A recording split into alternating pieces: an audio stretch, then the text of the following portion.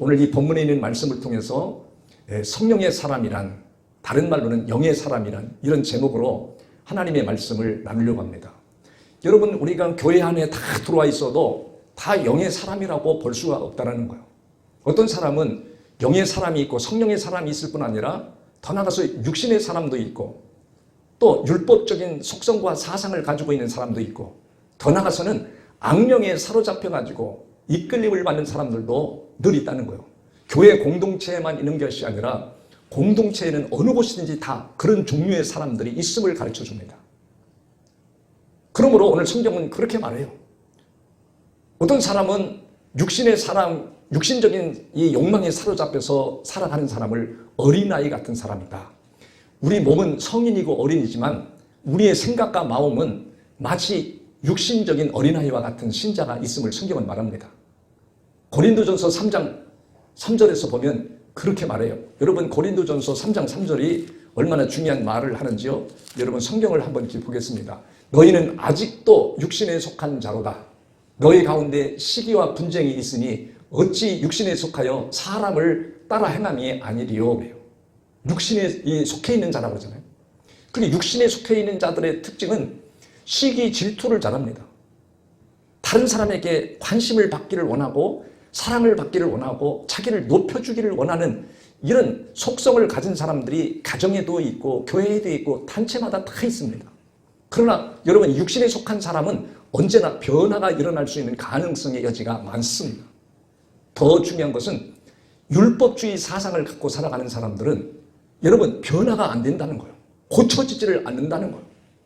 율법적인 속성과 사상을 가진 사람들은 예수님이 직접 오셔서, 하나님이 직접 오셔서 말씀을 증거해도 그 말씀을 받아들이지를 않고 오히려 어떻게든지 그 말 속에 꼬투리를 잡고 정지하고 비판할 생각을 하게 됩니다. 여러분, 마가복음 3장 22절부터 말씀을 쭉 보면 예수님이 와서 병든 자에게 고쳐주시고 귀신 들린 사람을 물리쳐 줍니다. 그게 얼마나 좋은 일을 하시는 거예요. 그런데 요 율법적인 사상을 가진 사람들은 어떻게 말하는가 보세요. 예루살렘에서 내려온 서기관들, 이 서기관들은 율법사들이에요. 성경에 능통한 사람들이고 그 시대의 지도자들입니다. 그런데 이 율법사들이 그가라는 건 예수 그리스도를 말하거든요. 예수 그리스도가 바알세불에 집혔다 하며 또 귀신의 왕을 힘입어 귀신을 쫓아낸다, 이렇게 생각하는 거예요. 예수님이 그냥 저렇게 좋은 일을 하고 귀신을 쫓아내는 것은 바알세불, 귀신의 왕의 힘을 빌려가지고 저렇게 귀신 들린 사람을 몰아내는 것이다. 그 예수님께서 23절에 그렇게 말합니다. 예수께서 그들을 불러다가 비유로 말씀하시되 사탄이 어찌 사탄을 쫓아낼 수 있느냐. 또 만일 나라가 스스로 분쟁하면 그 나라가 설 수 없고, 만일 집이 스스로 분쟁하면 그 집이 설 수 없고, 만일 사탄이 자기를 거슬러 일어나 분쟁하면 설 수 없고 망하느니라. 그래, 망한다고요. 망해버린다는 거예요. 여러분, 가정이 분쟁이 일어나면 가정이 망해버립니다. 나라가 분쟁하면 나라가 세워지는 게 아니라 나라가 망하도록 되어 있습니다. 근데 지금 이 시대를 우리가 잘 면밀히 관찰해보면 딱 이 말씀은 그대로입니다. 어떻게든지 긍휼을 베풀고 자비를 베풀고 끌어안고 통합하고 이렇게 해야 되는데 전부 다 다투는 쪽으로 가는 거예요. 이건 귀신의 역사라는 거예요. 이 서기관들이 이렇게 예수님을 정죄하고 비난합니다. 더 나아가서 마가복음 3장 1절에서 6절에도 그렇게 놀라운 말씀이 나타나는데 예수님이 안식일 날 손 마른 자, 손이 이제 고장이 난 사람이죠. 너무너무 고통을 받고 살아가는 사람을 고쳐주게 돼요. 여러분, 예수께서 다시 이 땅에 들어가시니 한쪽 손 마른 사람이 거기 있는지라 사람들이 예수를 고발하려 하여 안식일에 그 사람을 고치시는가 주시하고 있거늘, 예수님이 정말 병든 사람을 안식일 날 병을 고치는가 주시했다는 거예요. 예수께서 손 마른 사람에게 이르시되 한가운데 일어서라 하시고 그들에게 이르시되 안식일에 선을 행하는 것과 악을 행하는 것, 생명을 구하는 것과 죽이는 것 어느 것이 옳으냐 하시니 그들이 잠잠하거늘. 여러분, 등장하는 인물이 어떤 사람들이 등장하냐면요, 몰라봐, 여기도 율법사들이, 율법주의자들이, 이런 사상의, 율법적인 사상을 가지고 있는 사람들은 그 속성이 자리를 잡고 뿌리를 내리고 있기 때문에 절대 예수님을 만나도 하나님을 만나도 변화가 되질 않아요.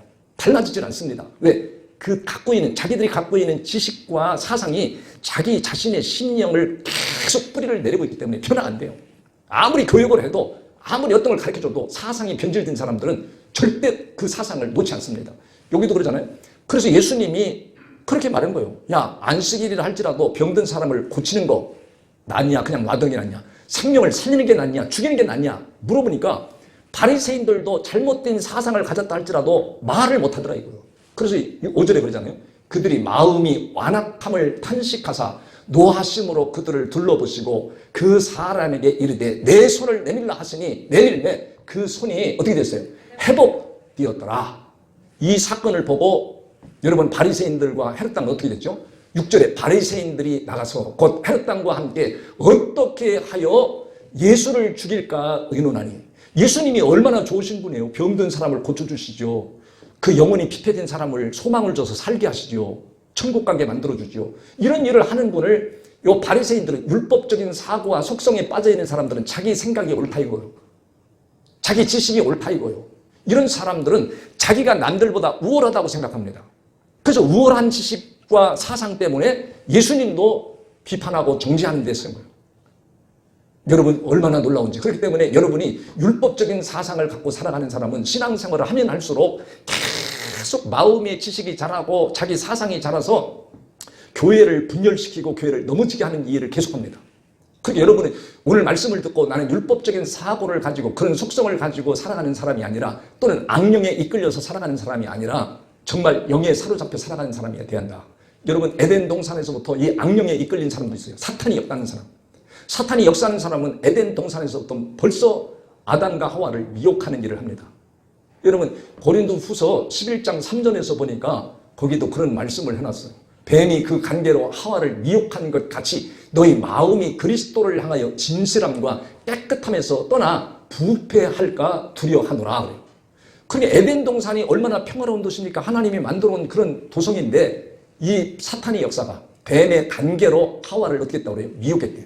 그러니까 악령에 이끌리는 사람들, 사탄이 역사하고 귀신의 영에 사로잡힌 사람들은 어떻게든 사람을 속여요. 어떻게든 사람을 미혹해가지고 그를 이용하고 그를 쳐가지고 넘어지게 하는 일들이 얼마나 많아요.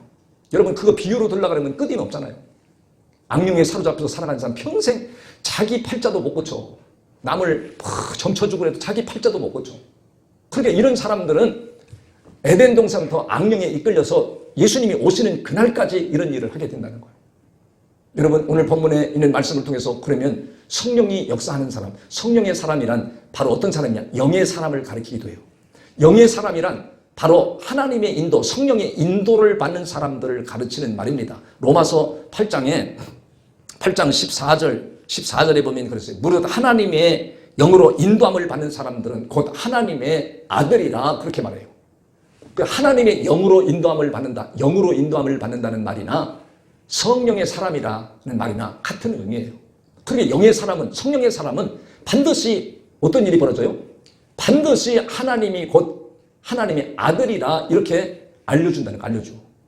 그래서 16절에 너희는 다시 무서워하는 종의 영을 받지 아니하고 양자의 영을 받았으므로 우리가 아빠, 아버지라고 부르짖느니라. 여러분 정말 내가 성령의 인도를 받아서 영의 사람, 성령의 사람은 길을 가다가 넘어져도 아이고 아버지, 아이고 아버지, 자기도 모르게 아버지를 찾아요. 여러분 그것은 성령의 사람이라는 걸 인정하는 거예요. 영의 사람이라는 걸 인정하는 거예요.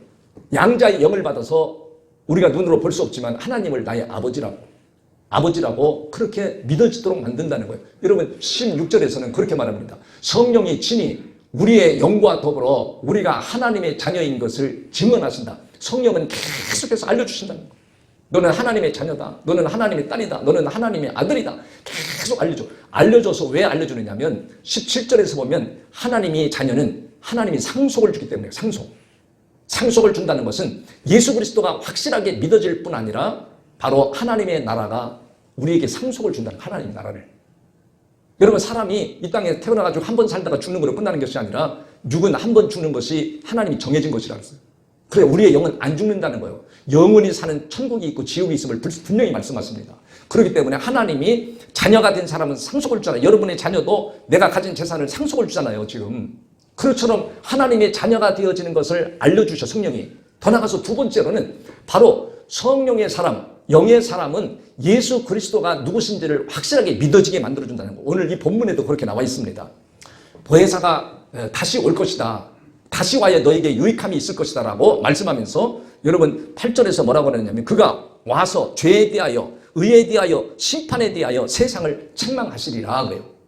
여러분 그가 와서 보혜사 성령이 와서 뭐 한다고 그래요? 죄에 대하여 의에 대하여 세상에 대하여 세상을 뭐 한다고 그래요? 책망하실 것이다. 근데 죄는 뭐라고 그러죠? 죄는 여러분 도둑질하는 것도 죄고 남을 속이는 것도 죄고 그러지만 여기에서 죄는 뭘 말하냐면 9절에 보면 죄에 대하여라 함은 그들이 나를 믿지 아니함이요 그래요. 하나님이 인간을 만드셨기 때문에 누구든지 사람은 하나님을 믿도록 되어 있는데 그 예수 그리스도를 안 믿는 거, 예수 그리스도는 우리의 죄 때문에 십자가에 죽으시고 고통을 받으시고 그것을 끝난 게 아니라 부활 승천하셔서 오늘 영으로 우리와 함께 하시는 것을 영의 사람은 믿는다는 거예요. 성령의 사람을 그 믿어진다는 거예요. 여러분 그래서 죄에 대하여라 함은 나를 믿지 아니하는 것 때문에 하나님이 세상을 책망하신다는 거예요. 심판하신다는 거예요. 의에 대하여라 함은 내가 예수님이 이 땅에 오셔서 십자가에 지으시고 죽으시고 고통받으시고 부활하셔서 아버지께로 가는 것을 가서 끝난 것이 아니라 영으로 다시 우리에게 오시는 것을 의에 대하여라 함은 거예요. 그걸 의라고 그래요. 의. 그래서 그분을 믿는 사람들은 그분을 확실하게 믿어지는 사람은 어떤 일이 벌어지냐면 그 영이 자라도록 돼 있어요. 영이 자라요. 믿으면 믿을수록 여러분의 영이 자라 성령이 날마다 강력해지는 역사가 일어나기 시작합니다. 그래서 예수 그리스도를 내 안에 모셔서 아버지라고 주님을 아버지라고 부를 수 있는 사람들은 날마다 영적으로 오신 주님과 교통하고 교제하고 사귐이 일어나도록 돼 있어요. 내 몸은 계속 세상에서 왔다 갔다 하지만 내 영은 계속해서 주님과 사귐이 일어나고 교제가 일어나고 교통이 일어나도록 하십니다. 그래 여러분이 영이 자라고 성령의 인도를 확실하게 받을 수 있도록 돼 있어요. 여러분이 집에서 몸은 들어서 잠을 자고 있는데도 잠이 안 오는 사람들은 그 생각이 부산도 갔다가 일본도 갔다가 어제 만났던 친구하고 뭐 싸웠던 것도 별걸 다 생각하면서 잠을 못 이루는 사람들 있잖아요. 그건 벌써 여러분 안에 영이 있고 정신이 있다는 것을 이야기하는 거예요. 그러니까 여러분이 내가 영의 사람이다, 내가 성령의 사람이라는 것은 계속 주님과 삼위일체 주님과 뭐가 일어나요? 교제와 교통과 사귐이 계속 일어나서 여러분이 성장하게 되고 성령의 인도를 계속 받는 사람들은 기어코 성령의 열매를 맺어내는 역사들이 일어납니다. 여러분 일찍이 아브라함이 창세기 12장에서 보면 아브라함이 하나님의 부름을 받아요. 아브라함 자체는 그 우상 단지를 만들어서 파는 장사를 했던 사람이에요. 그런데 그 아버지가 우상 장사하는 사람인데 하나님이 아브라함을 거기서 빼냅니다. 너 아버지하고 거기 계속 살면 고향에 살면 비전이 없다, 소망이 없다. 그래서 하나님이 본토 친척 아버지 집에를 나와라. 내가 지시하는 땅으로 가는 때 그 땅을 참 어딘지 알지도 확실하게 알려주지도 않았는데 따라갑니다. 따라가면서 그 주님이 말씀을 주신 말씀이 있는데 누구든지 너를 축복하면 내가 축복하고 너를 저주하면 내가 저주할 것이다. 이런 축복권을 줘버려요. 그래서 아버지 하나님의 말씀을 따라서 쭉 가다 보니까 아버지 하나님께서 원하시는 가나안 땅에 왔는데 가나안 땅에 도착해서 보니까 기근이 와가지고 살기가 적박하고 극박한 거예요. 거기서 앉아서 더 살 수가 없어. 거기서 있어도 하나님이 해결해 줄 텐데 하나님 말씀을 외면하고 다시 애굽으로 내려가 버려요. 애굽으로 내려가면서 마음에 의심이 생기는 거예요. 여보 당신이 너무 아름답고 예뻐가지고 세상에 내려가면 나를 죽이고 당신을 뺏어갈 수 있어. 그러니까 나하고 약속해. 당신은 내 부인이라고 하지 말고 누이라고 그래. 그래야 나도 살고 당신도 살아. 그러니까 그렇게 약속해. 그래서 그렇게 약속했고 내려갔는데 애굽에 내려가는데 너무너무 아브라함의 부인이 예쁘고 멋있는 거예요. 그래서 그게 소문이 바로 왕의 군까지 알려져가지고 바로 왕이 야 그러면 아브라함의 누이를 데려와라. 그래서 왕궁에 들어가지고 단장을 하고 야 자기 왕의 부인을 삼으려고 했는데 그날 밤에 부인을 삼으려고 하는 날 그날 하나님이 얼마나 진노를 하는지요. 이 바로 왕이 아브라함의 부인의 손도 못 대도록 하나님이 진노를 내립니다. 너무 두렵고 떨려서 사실대로 얘기했더니 아브라함의 부인이라는 거예요. 그래서 이 바로 왕이 손도 못 대고 감옥에 가더라. 이 인간들을 감옥에 싹 가더라. 이렇게 할 수도 없이 노비와 먹을 걸 줘가지고 아브라함의 부인 빨리 가라 빨리 가. 아이 빨리 가라 빨리 가. 손도 안 대고 빨리 가라고 내보내요. 그러면 여러분 바로 왕이 잘못한 거예요? 아브라함이 잘못한 거예요? 아니 뭐가 잘못된 건지 몰라? 바로 왕이 잘못한 거예요? 아브라함이 잘못한 거예요? 아브라함이 잘못했잖아요. 아브라함이 잘못했는데 하나님이 아브라함을 책망하고 징계를 내고 벌을 내린 게 아니라 하나님이 바로 왕에다가 벌을 내려버리네. 그래서 아브라함이 그걸 보고 뭘 깨달았을까? 아하 내가 의심했는데 하나님이 살아계시구나. 내가 잘못하고 실수했는데 나를 책망하지 않고 바로 왕에게 내 부인을 손을 못 대게 하고 징계 내리는 걸 보고 아하, 하나님이 살아계시구나, 이 사실을 확실하게 깨닫고 하나님을 더 가까이 가고 더 잘 믿고 그 영이 자라납니다. 더 순종하게 됩니다. 이와 마찬가지로 성령의 인도를 받는 사람, 성령의 사람, 영의 사람은 날마다 그 영이 교제하고 교통하면서 성숙해져요. 사람도 마찬가지입니다. 교제하고 한 번 만나서 두 번 만나서 세 번 만나서 교제하다 사귀다 보면 정들어지고 정말 친밀한 관계가 되고 좋은 관계가 돼버려요. 나쁜 사람을 만나면 나쁜 관계가 되지만 대부분 교회 안에 나오는 사람들은 다 좋잖아요. 저도 작년에 굉장히 좋은 목사님을 만났어요. 1년 후배인데 교회도 우리 한 20배 되는 교회죠. 교인이 한 1100명 정도 모이는 교회 목사님 만나가지고 교제했는데 너무 나를 좋아해요. 나도 그 목사님이 너무 좋아. 만나서 교제하고 사귀다 보니까 영적인 교제를 얘기하면서 더 가까워지고 30년을 사귄 친구보다 더 가까워져요. 자주 만나니까. 그러니까 여러분이 주님을 자주 만나시기를 바랍니다. 실제 눈으로 못 만나도 영으로 말씀으로 말씀 들으면서 자꾸 만나면 사귀어지면서 여러분이 영적으로 장성한 자가 되어서 성령의 열매를 내지내는 놀라운 역사가 일어나는 줄을 믿으시길 바랍니다. 세 번째로, 마지막 세 번째로는 오늘 본문에도 그랬습니다. 우리가 거기까지는 안 읽었는데, 그러나 여러분 16장 요한복음 16장 13절이면 그러나 진리의 성령이 오시면 그가 너희를 모든 진리 가운데로 어떻게 돼요? 인도하시리니 그가 스스로 말하지 아니하고 오직 들은 것을 말하며 장래의 일을 너희에게 알리시리라, 그렇게 말해요.